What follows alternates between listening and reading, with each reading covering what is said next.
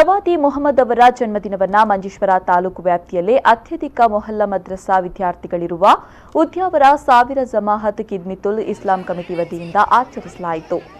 ಜಮಾಅತ್ ವ್ಯಾಪ್ತಿಯಲ್ಲಿರುವ 13 ಮೊಹಲ್ಲಾಗಳ ಸುತ್ತಮುತ್ತಲಿನ ಪ್ರದೇಶವನ್ನು ಅಲಂಕರಿಸಲಾಗಿದ್ದು, ಉದ್ಯಾವರ ಸಾವಿರ ಜಮಾಅತ್ ಆವರಣದಲ್ಲಿ ಎಲ್ಲಾ ಮೊಹಲ್ಲಾದ ಮಕ್ಕಳಿಗೆ ಸಾಹಿತ್ಯ ಮತ್ತು ಸಾಂಸ್ಕೃತಿಕ ಸಹಿತ ವಿವಿಧ ಸ್ಪರ್ಧೆಗಳನ್ನು ಆಯೋಜಿಸಲಾಗಿತ್ತು.